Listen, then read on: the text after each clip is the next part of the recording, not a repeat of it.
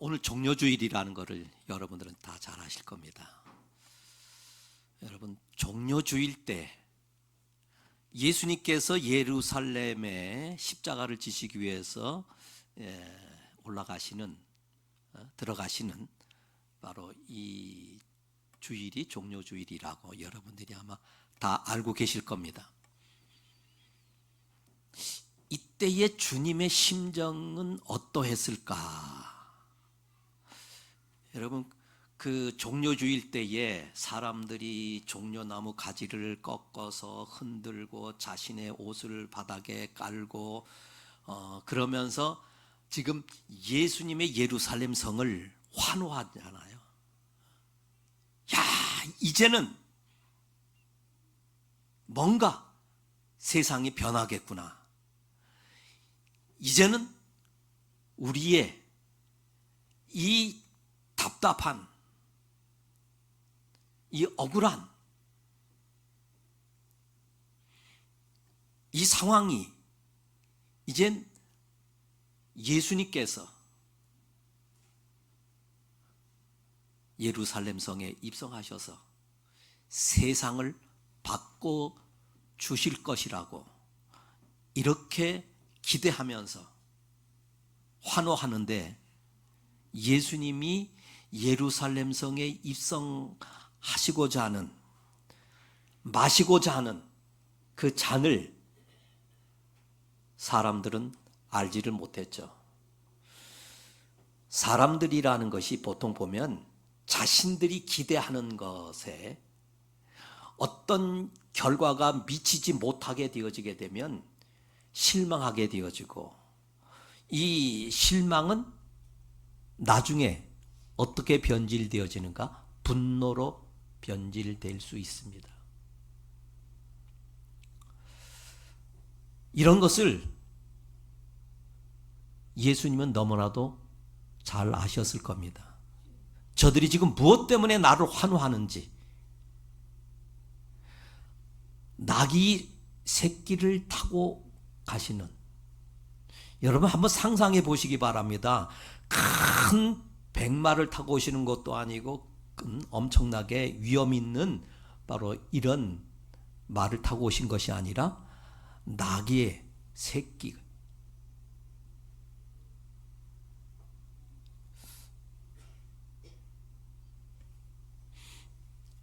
언젠가 제가 이 교회 앞에 이렇게 서 있는데 어떤 어른이 뭐가 이렇게 급하신지 자전거를 타고 가시는데, 이 자전거가 그 초등학교 학생들이 타고 있는 두 발 좀 작은 것, 그걸 타고 가는데 참 모양새가 썩 그렇게 멋있지가 않더라고요. 웃음이 나더라고요. 저분이 저걸 타고 가시는데 어디가 급해서 타고 가시는 건지, 아니면 저것을 늘 애용하시는 분인지 잘 모르겠지만 그 모양새가 아주 그냥 엄청, 여러분 이게 말들도 보면 종류가 여러 가지가 있어가지고요. 때때로 보면은 그 장군들이라든지 아니면 이런 기병들이 타고 다니는, 이 더군다나 중동이나 이 유럽 쪽에 보면 등치가 엄청납니다. 그 위에 앉아 있는 이런, 때로는 이제 왕궁이나 이런 근위대들이 옛날에 그 복장을 하고, 그래서 거기서 기념사진도 찍고 하는 그런 분들이 있던데 보니까는 아이고, 옆에 접근하기도 쉽지가 않을 만큼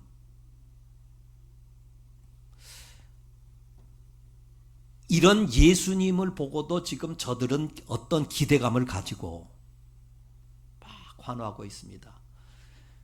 오병이의 역사를 일으키신 저분이 우리의 왕이 되시면 이제 먹는 문제는 해결되어질 것이다, 이런 기대가 있을 것이고,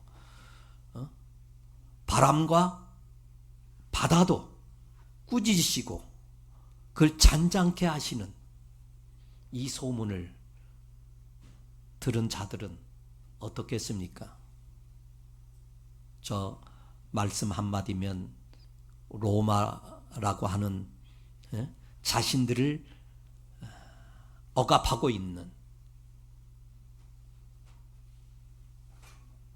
이 세력을 능히 물리치고 새로운 세상을 만들어 주실 것이다 라고 이렇게 기대감,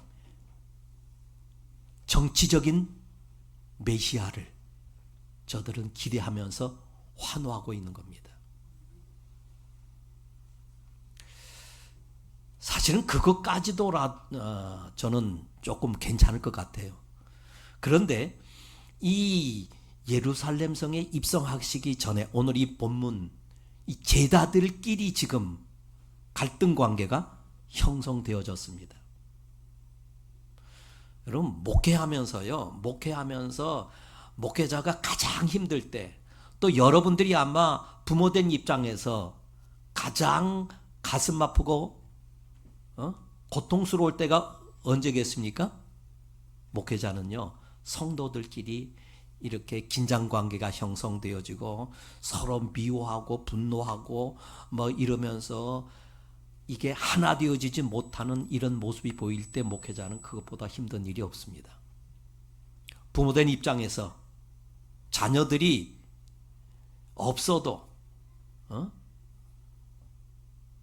화목하게 서로를 위해주고 이렇게 살아가면 참 좋을 터인데 그냥 원망하고 불평하고 탓하고 이런 모습을 보일 때 부모된 입장에서는 굉장히 괴롭겠죠. 주님이 이 제자들이 지금 그냥 어떤 잠시 일어났던 해프닝이라고도 볼 수 있겠지만은 이 제자들의 마음속에 지금 어떤 마음이 지금 가득한가? 역시 제자들도 보면 그러거든요. 예수님께서 예루살렘 성에 가신다고 하는 것은 이스라엘의 왕이 되시겠구나. 이런 기대감을 갖고 있는 겁니다. 그렇다고 한다면 나는 예수님이 왕이 되시면 나는 어떤 자리를 차지할 수 있을 것인가? 저마다 지금 나름대로 마음속에 가지고 있던 생각들이 있었다라고 봅니다. 모든 것을 버리고 주님을 따랐는데 이제야 내가 빛을 볼 수 있겠구나. 이런 기대감을 가지고 있었던 것 같아요. 왜? 이 예수님 당시에도 보니까 치맛바람이 좀 있었어요. 엄마의 치맛바람은 대단히 무섭습니다. 그것이 바로 뭐죠? 오늘 이 본문에서 분명히 보면 그렇죠. 세베대의 아들의 어머니가 와서 내 두 아들, 준 곁에 있는 이 두 아들,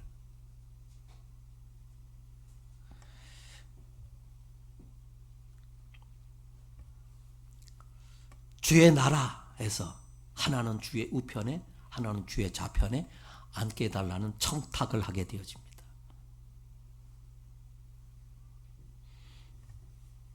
이것을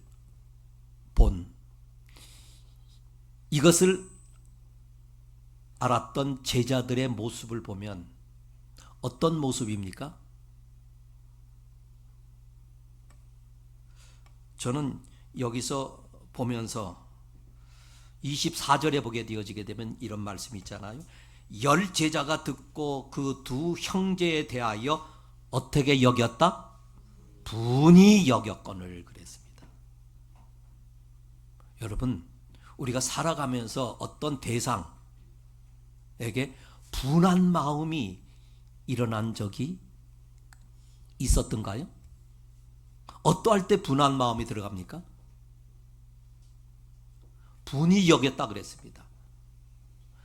기분 나빴다가 아니에요. 분한 마음이 들어갔다라는 겁니다. 이게 다른 것도 아닌 예수님의 제자들 가운데. 근데 이게 한두 사람만 그런 마음을 가졌던 것이 아니라는 거죠. 10 제자가 듣고 그랬어요. 모든 제자들이.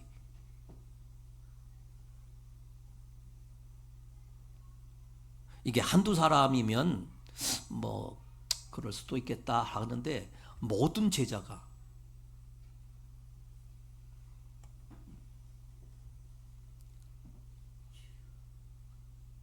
이런 긴장 관계가 형성되어졌습니다. 이런 일이 있고 난 뒤에 지금 예루살렘 성에 입성하시는 겁니다. 그 환호하는 군중들, 분이 여겼던 이 제자들, 이런 모습 속에서 지금 예루살렘 성에 입성하고 있는데 주님의 심정이 어떠했을까?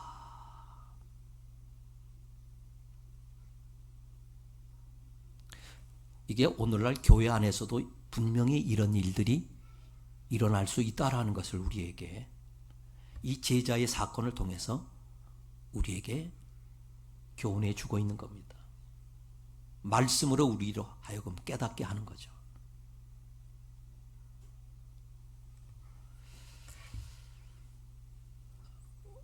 오늘도 제가 이 3층에 올라가서 이렇게 보니까 3층이 굉장히 많이 바뀌었더라고요. 원래부터 바뀐 건데 주방을 보니까 또 역시 우리 목사님이 제가 뭐 느끼지 못하고 보지 못하던 어떤 그런 부분들을 이렇게 느끼시고 보시고 그리고 개선하시고 하는 이렇게 변화되어져 가는 이런 모습을 보면서 그렇지, 교회는 변화되어져 가야지, 달라져야지. 그런데 우리 교회가 발전되어지고 부흥되어지고 아름답게 변화되어지는 이런 가운데에서도 결코 변치 말아야 될, 잃지 말아야 될, 변질되지 않아야 될 요소들이 분명히 있습니다. 제가 이 노예 일을 좀 이렇게 잠시 하는 가운데 교회 안에서 어떤 문제가 생기게 되어지는 경우도 있고, 때로는 그 교회에 이렇게 가서 어떤 그 순서를 이렇게 담당해야 될 부분이 있는데, 그런 것을 이렇게 볼 때마다 조금 좀 안타까운 모습들을 발견하게 되어집니다. 어떻게 이 교회가 보게 되어지게 되면 이제 이 직분이 계급화되어져 가는 이런 모습.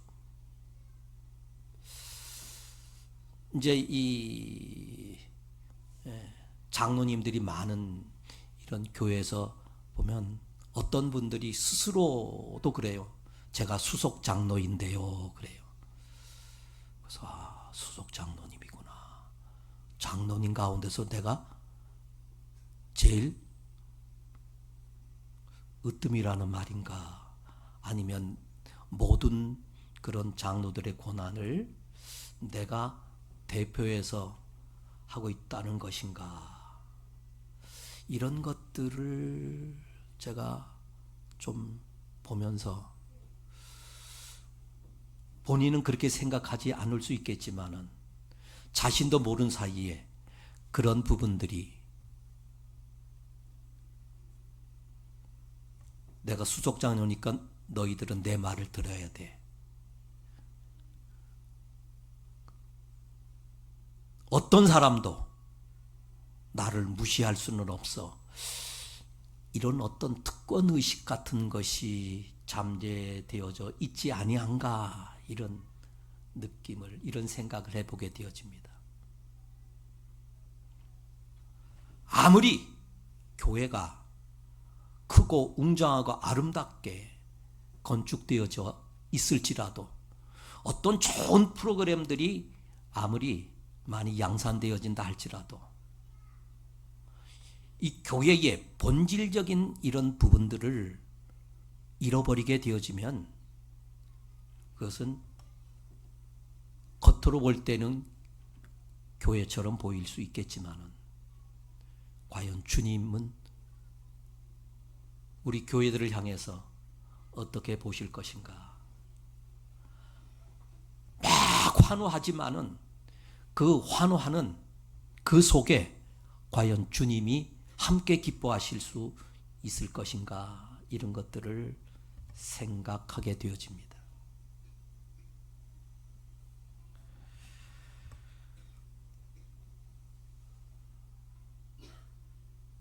저는 가끔 목회자들이, 제가 이제 은퇴한 목사이기 때문에 그런 말을 좀 하게 되어집니다. 내가 교회를 위해서 얼마나 수고했는데, 얼마나 헌신했는데, 얼마나 고생했는데. 물론 주의 일이라고 하는 것, 주님을 따른다고 하는 것은 결코 쉬운 일은 아니지만은, 그러면서 은연중에 자신의 어떤 희생, 자신의 어떤 노력, 이런 부분들을 강조하는 것 같아서 마음이 편치가 않더라고요.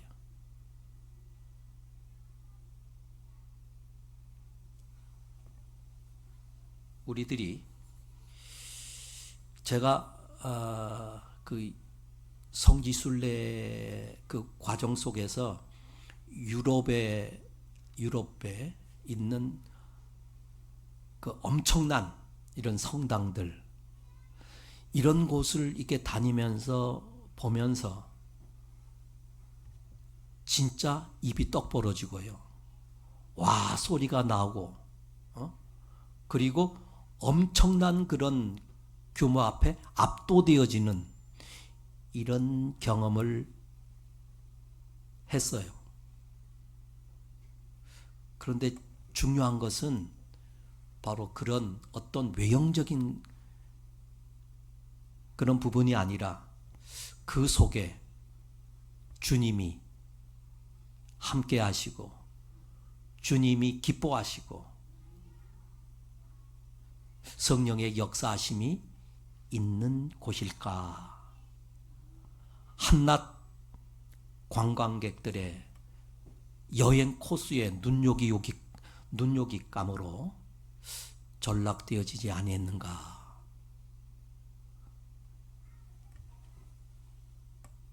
우리가 본질적인 것을 잃어버리게 되어지면 사람들의 눈요깃거리는 될 수 있지만, 흥미를 유발시킬 수는 있을지 몰라도 교회의 아름다운 모습들은 그 화려한 이면에 분노에, 서로를 향한 미움에, 갈등에, 이런 모습들이 언제 어디서 어떻게 분출되어질지 모르는 바로 이런 현상들이 있게 되어집니다.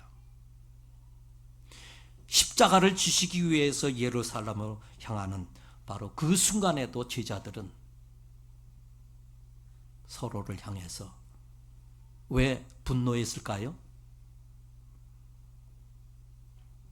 내가 수제자인데 나를 제껴놓고, 이런 생각이 들어갈 수도 있을 것이고, 저 어린 것들이, 나보다 어린 것들이 저렇게 나보다 더 높아지려고 하는 그런 모습 속에서, 아니지,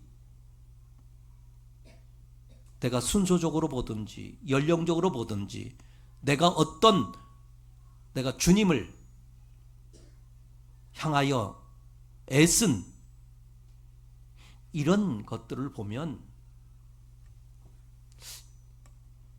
내가 여기서 뒤처지면 내 자존심의 문제가 아닌가. 그런데 이런 일들이 이 교회 안에 지금 심심치 않고 벌어지고 있습니다.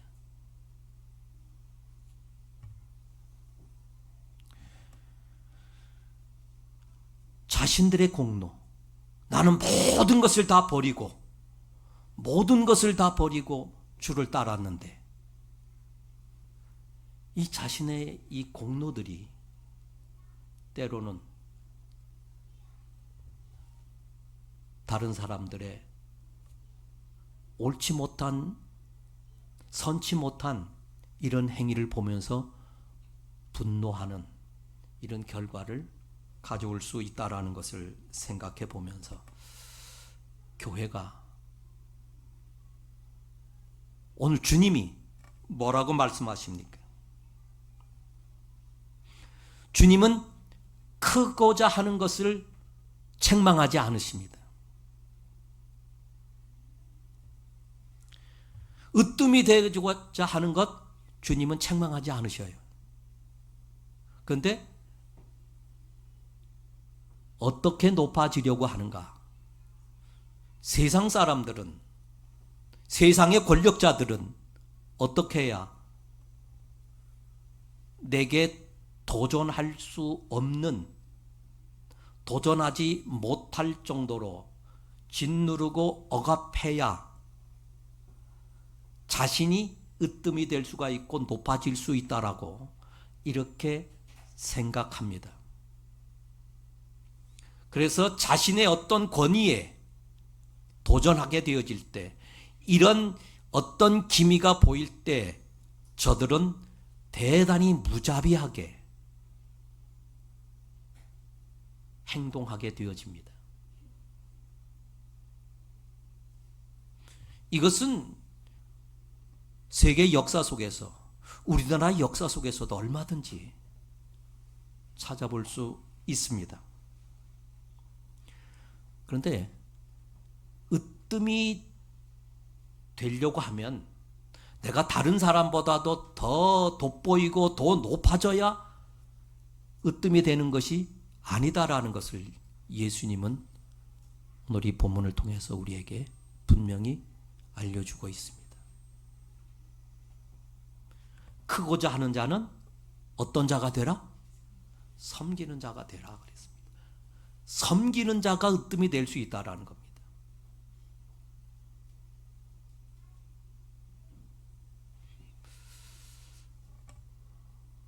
사람들은 대접받는 거 좋아하잖아요. 이렇게 대우해 주는 거 좋아하지 않습니까?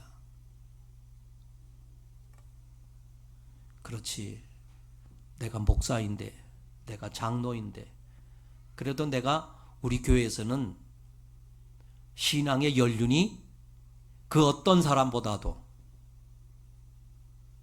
그러니까 나는 이런 대우를 받는 것이 당연하게 마땅하다라고 생각하는 이런 오류 속에 빠지기가 대단히 쉽습니다. 우리는 항상 어떤 문제가 발생되어졌을 때 그 문제 속에서 해결할 수 있는 그런 길은, 주님은 어떻게 말씀하셨는가? 주님은 어떻게 보시고 계시는가? 주님은 우리에게 그런 상황 속에서 어떻게 우리에게 교훈해 주시고 있는 것인가? 우리가 어떤 문제 속에 발생되어지죠. 어차피 그 문제라고 하는 것이 인생을 살아감에 있어서 피할 수 없는, 이럴 때 우리 많은 믿음의 사람들이 실패하는 것이 어떤 기분에, 감정에, 어떤 세상적인 경험에 치우쳐서, 그래서 이 교회 안에서마저도 바로 그런 해결책을 찾으려 할 때 여기에서부터 심각한 문제를 발생할 수 있다라는 겁니다. 우리들이 신앙생활 하면서 항상 저는 좀 그렇게 하려고 많이 주님이시라면 이 상황 속에서 이 문제 속에서 이 억울함 속에서 어떻게 대처하셨을까? 그런 것을 찾으려고 대단히 몸부림치며 살아오는 시간들이 있었어요. 뭐 여러분들도 다 마찬가지겠지만 주님이시라면 여기 이 상황 속에서 어떻게 했을까? 교회에 어떤 그런 심각한 문제가 발생되어졌을 때, 억울한 일이 있었을 때, 답답한 일이 있었을 때 주님은 어떻게? 성경은 그 속에서 어떤 해답을 주시는가?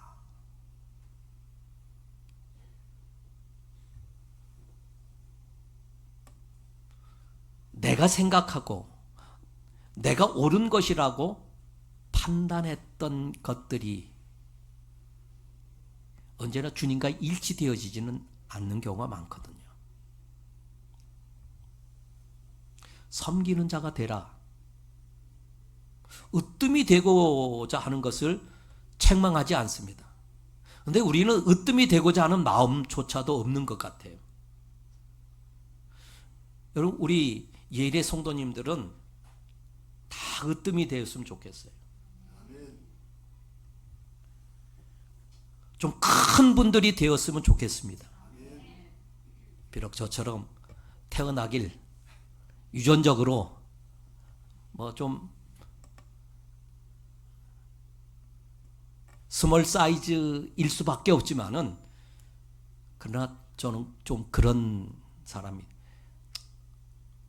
어떻게 내가 이만큼 큰 것도 보게 되어지게 되면 다행이다 싶을 만큼 그런 유전적인 어떤 환경과 여건 속에서 그거 뭐 어떡하겠어요. 그러나 마음만큼은 좀 큰 자가 되고 싶었습니다. 그건 클 수 있잖아요. 믿음은 좀 큰 자가 되었으면 좋겠다. 예. 할 수 없는 것에 대하여 뭐 매달리고 해봐야 아무 소용이 없는 것이고, 그래, 사람은 저래도 괜찮은 사람이네, 믿음 있는 사람이네, 전 이런 마음 갖는 거, 이거 주님께서 너 막 교만에 이르지는 않을 것이라고 저는 생각합니다. 주님은 좀 높아지는 방법을 어떻게 우리에게 알려주시고 있는 것인가? 섬기는 자. 섬기는 자가 되어야 된다 그랬습니다. 종이 되어. 여러분, 종이라고 하는 것, 우리나라 사람들은 종하게 되어지게 되면요, 이 노예제도라는 것에 이게 잘 인식을 못 하시는 분들이 있는 것 같아요. 옛날에 우리나라에 있던 좀 괜찮게 살던 분들은 집에 머슴 정도라고. 여러분, 머슴은요 가끔 띵깡도 부립니다. 삐져가지고 어느 날 뭘 시켜도 그냥 구지렁구지렁 거리고요. 근데 이 종이라고 하는 것은요, 주인이 명령하는 대로, 거기에 무슨 인격이나 뭐 이런 것을 가지지 못하던 바로 이와 같은 이런 제도, 이런 시절. 그래서 뭘 좀 했다고요, 내가 수고했다고 주인이 알아주지 않는다고 삐지거나 거기에 불평을 토할 수 없었던 것이 종입니다.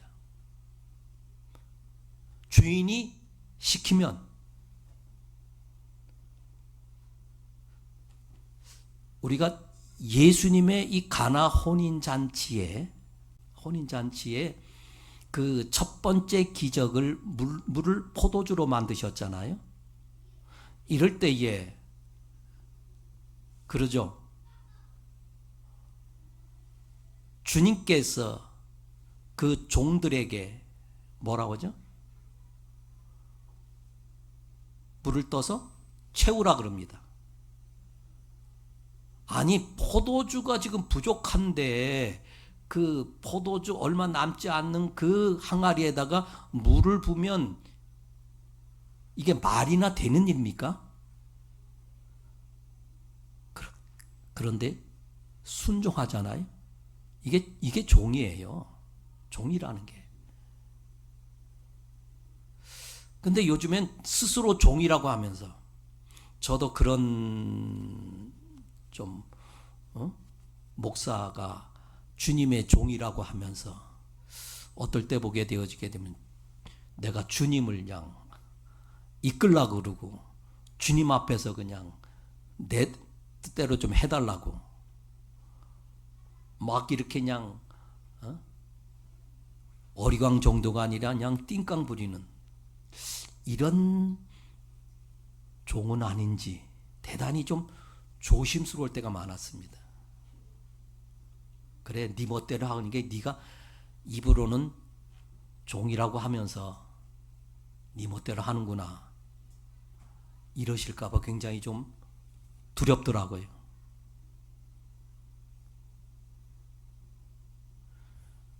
우리가 조급해지는 순간들이 있죠. 조급해지는 순간들. 이 조급해지는 순간들에서 보게 되어지게 되면 종이 왜 조급하죠? 주인이 다 알아서 하실 터인데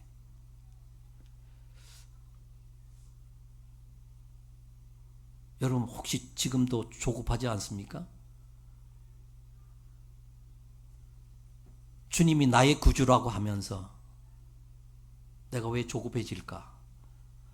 이 조급함 속에서 이게 내가 행동했던 그 결과는요, 항상 보게 되어지게 되면 그 당시에는 그게 최선인 것 같고 그것이 옳은 것 같을지라도요, 시간이 지나놓고 보게 되어지게 되면 잘못되어지고 후회하는 순간들이 많아요. 우리가 이 교회 안에서 서로 주의 일을 하다 보게 되어지면 서로 어떤 그 해결하고자 하는 방법들이 사람마다 다 다를 수 있습니다. 이럴 때 보면 우리들이 여기서 내가 섬기는 자의 자세가 아니라 종의 자세가 아니라 내가 주인의 자세로서 내가 어떤 그런 권위의식을 가지고 행동하고 처신하는 이런 경우들이 있다라는 것이죠. 언제든지 그래서 우리가 이 교회는요, 섬기는 자, 사람들이 더 많은 일을 맡겨지면 질수록 이런 겸손한 섬기는 자의 자세, 종의 자세, 이것이 필요한 것이죠. 한 가지만 말씀드리고 말씀을 맺으려고 합니다. 특히 예수님은 제자들을 향해서 이런 말씀을 때로는 경고를 하셨죠. 내가 주의 일을 하면서 내가 좋을 대로 내 기분대로 내가 좋을 것 같으니까 이렇게 했으면 좋겠다라고 우리가 착각하는 경우가 많습니다. 이러다가 아주 무서운 책망을 받았던 자가 있죠. 누구죠? 베드로죠. 주님께서 내가 곧 얼마 있지 않으면 이제 예루살렘에 올라갈 터인데 거기서 죽임을 당할 것이다 라고 했을 때 베드로는 그 조금 전에 멋진 신앙 고백을 했거든요. 주는 그리스도시요 살아계신 하나님의 아들이라고 하는 바로 이 고백 속에서 대단히 주님께로부터 큰 칭찬을 받게 되어집니다. 칭찬을 받고 난 그 이후에 또 어떤 무서운 결과를 가져오는가? 사탄아, 내 뒤로 물러가라. 너는 나를 넘어지게 하는 자로다. 세상에 내가 그런 꿈을 꾸어본 적도 없고 그렇게 하고자 하는 내 마음속에 단 한순간도 그런 마음을, 그런 생각을 가져본 적이 없는 베드로에게는 얼마나 큰 충격이었겠습니까? 자, 우리가 여기서 보게 되어지게 되면 주의 일을 감당하게 되어질 때 내가 좋을 대로 내 방법대로가 되어서는 안 된다라는 것이죠. 내가 아무리 좋아 보여도 주님 앞에는 아닐 수 있습니다. 내가 아무리 교회를 위해서 이렇게 하는 것이 최선일 것 같아도 주님께서 또 원하시는 길은 아닐 수 있습니다. 내가 목사님을 위해서 내가 정말로 이렇게 최선을 다하는 이런 것이 꼭 목사님에게 유익만 되어지지 않을 수 있다라는 것을 항상 생각해야 됩니다. 베드로가 어느 한순간도 예수님의 어떤 걸림돌이 되어지고 예수님의 가는 길에 방해가 될 것이라고 생각했고 그런 행동을 하지는 않았겠지만 이게 베드로가 관가했던 것이 바로 뭐죠? 내가 하나님의 일을 생각하지 아니하고 도리어 사람의 일을 생각하는도다 그랬어요.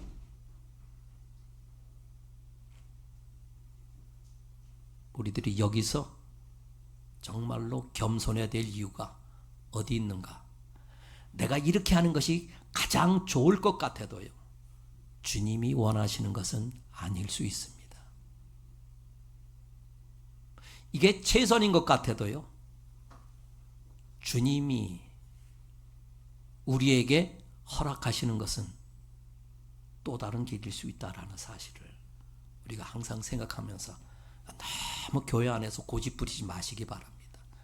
너무 흥분하지 마시고 어떤 일이 발생되어졌을 때 너무 분한 마음 갖지 마시고요.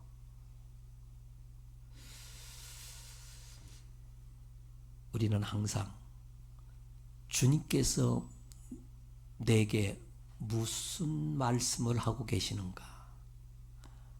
때로 그것이 금방 내게 깨닫게 하거나 보여지지 아니할 때는요, 조금 시간을 두고 인내하면서 기다릴 줄도 아는 이런, 그리고 언제나 섬기는 자의 자세를 잃지 않기를 바랍니다. 나는 종이다 라는 바로 이런 자세를 잃지 않을 때 이 교회는 더욱더 교회다워지고 아무리 어떤 많은 어려움과 위기적인 상황에 도달한다 할지라도 등이 이겨갈 줄 믿습니다.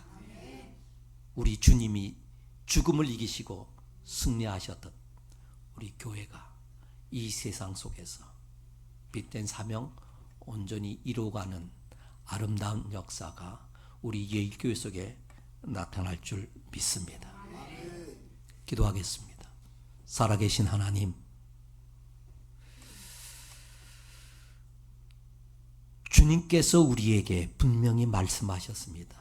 인자에 온 것은 섬김을 받으려 함이 아니라 섬기러 왔노라고 주님은 우리에게 제자들을 통하여 분명히 말씀하고 알려주고 있습니다. 입으로는 주여 주여 하면서도 우리들이 주님의 이 섬김의 모습을 잃어버릴 때 어떠한 결과가 있을지 오늘 이 본문을 통하여 우리에게 분명히 말씀하여 주고 있습니다. 주님이 주시는 이 교훈 잃어버리지 않게 하옵소서. 섬기는 교회가 되게 하옵시고 종들이 있는 교회들이 되게 하옵소서. 주인은 우리 주님이심을 다시 한번 언제나 항상 깨달아 살아가는 우리들 되게 하옵소서.